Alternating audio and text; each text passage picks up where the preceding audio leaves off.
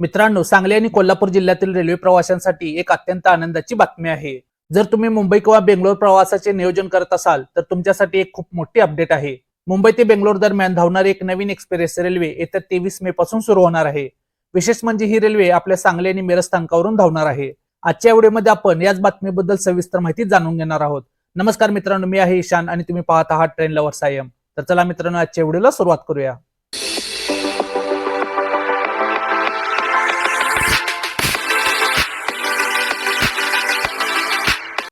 मित्रांनो, दक्षिण पश्चिम रेल्वेद्वारे चालवली जाणारी ही बेंगळुरू लोकमान्य टिळक टर्मिनस मुंबई एक्सप्रेस असणार आहे।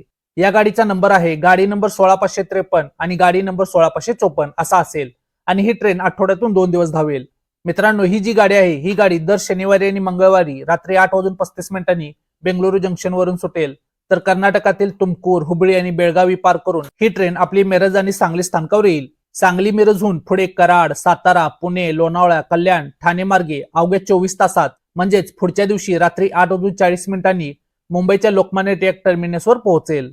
मित्रांनो, प्रवाशांच्या आरामदायी प्रवासासाठी या ट्रेनला एकूण 17 आधुनिक LHB टाईपचे कोच जोडण्यात येणार आहेत। यामध्ये सेकंड एसीचा 1 कोच, थर्ड एसीचे 4 कोच, स्लीपरचे 6 तर जनरलचे 4 कोच असणार आहेत। आणि मित्रांनो, या गाडीचे तिकीट दर स्लीपरसाठी 750 रुपये, थर्ड एसी साठी 1880 रुपये तर सेकंड एसी साठी 2575 रुपये आहे।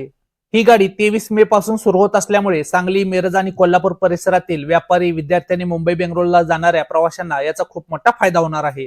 तर मित्रांनो, 23 मे पासून सांगली मिरज वरून सुरू होणाऱ्या या नवीन मुंबई बेंगलोर एक्सप्रेस बद्दल तुम्हाला काय वाटते? तुम्ही या ट्रेनने प्रवास करायला किती उत्सुक आहात? आम्हाला कमेंट करून नक्की सांगा।